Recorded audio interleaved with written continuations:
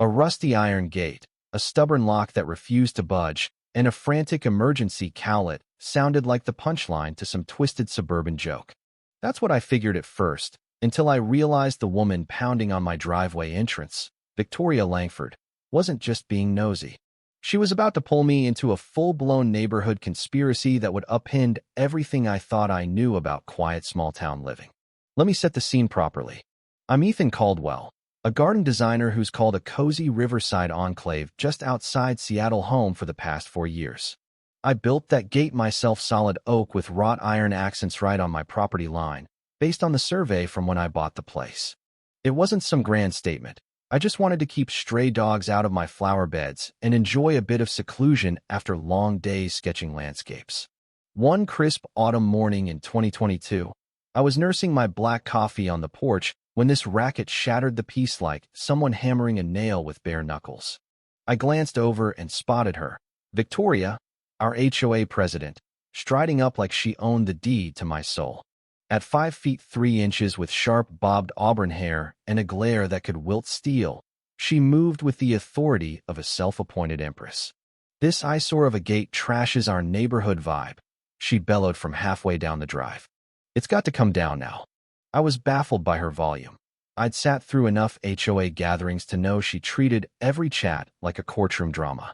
In hindsight, that should have screamed warning signs about her character, but right then, I was just puzzled why my simple barrier had her so fired up. I stood, mug in hand, keeping my tone even. "Morning, Victoria. The gate's county approved, all on my land. Permits are inside if you want to look." But facts weren't her game.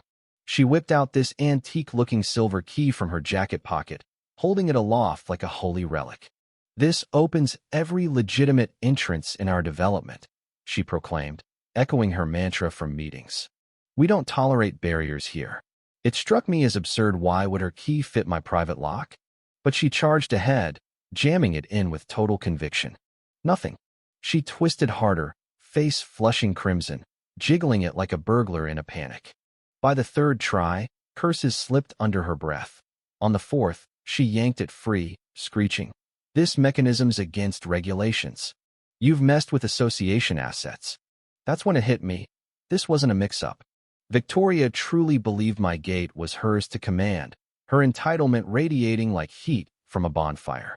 I half wondered if I should chuckle or dial for backup, because her delusion felt unhinged. "Victoria," I said firmly, "this is my turf. No entry without permission, it's the law." Her response? A quivering finger jabbed my way.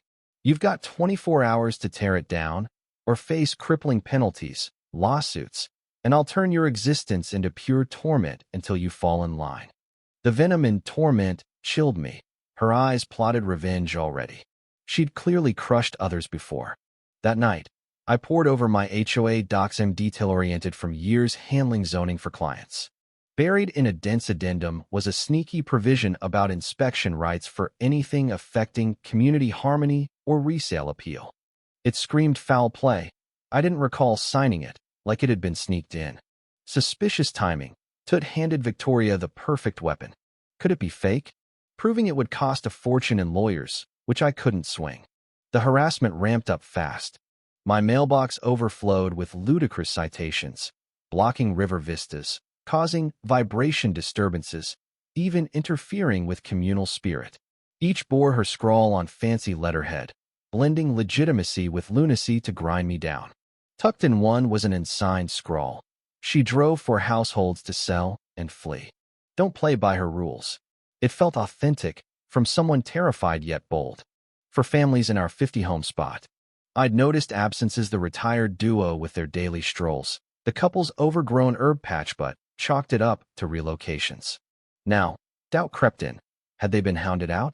I fought back with research. My gate complied felino bylaw breaches, set back 25 feet from the lane, under height limits. I drafted a polite rebuttal with citations and dropped it at her door. Hope flickered that reason might prevail. But she countered viciously. Photos of my gate splashed across the online neighborhood board, her tirade labeling it a value-sinking monstrosity from a defiant egoist. Comments piled on. "Thanks for safeguarding our charm, Victoria." My counterpost, loaded with proof, vanished, My account got banned for disruptive conduct. She emailed the group about quashing rabble-rousers and lies. Gaslighting at its finest. In a fiery call, she slipped. Ranting about fines, she mentioned a sewer line upgrade demanding unobstructed paths. She clammed up quick, but it lingered. Why expand in our established area unless something bigger brewed? Pressing her yielded. That's board affairs, not your concern. An urgent HOA summit loomed, sole topic, the Caldwell Gate crisis. The hall buzzed with more folks than ever. Victoria's slideshow dissected my setup like a crime scene, arrows flagging hazards, charts claiming equity drops, anonymous gripes about my rebellion. The crowd nodded along, cowed. Silence greeted questions until one elder queried permits. Crickets. He shrank back, fear palpable. These were decent people, just petrified of her wrath. Then, the door swung open, Sheriff Marcus Reyes in uniform. Tension spiked. Victoria forced a smile. Sheriff, glad you're hurry, no need for official meddling. But he sat, notebook out, grilling her on bylaws, incidents, assessments. Her bluster faltered under his scrutiny. No resolution, but her script derailed. Post-meeting, he pulled me aside. Document everything. Call if threats escalate. Neutral, yet hinting at deeper knowledge.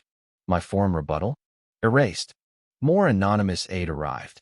An envelope of HOA finances, unexplained $60,000 for upgrades, with zero results. Payouts to phantom firms, all under her lone sign-off, bypassing votes. Sheriff Reyes slipped me permits affirming my gate's legality, plus his probe notes on complaints. Spying her in a hushed huddle with a suit-clad stranger behind the properties, exchanging files furtively, sealed my suspicions. The bombshell, an exporter, Eleanor, messaged anonymously for a dusk rendezvous at the river dock. Risky, but desperation won. She was jittery, 70s-ish, whispering of quitting when Victoria's true agenda surfaced.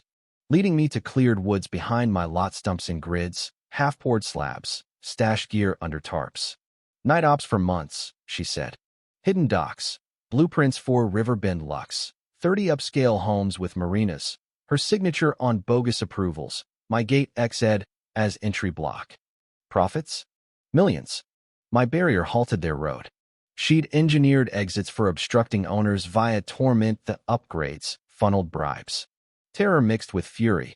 This was racketeering, not nitpicking. Eleanor urged secrecy. She's ruthless. But exposure loomed as my shield. Victoria went berserk next dawn, cameraman trailing. Recording this HOA theft for court, she yelled. Key ritual replayed, failure sparked frenzy.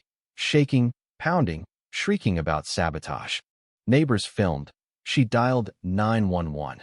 Intruder hoarding illegals. Send backup. Sirens wailed. Deputies rolled up, but Sheriff Reyes emerged from my home, coffee in hand. Lovely weather, eh?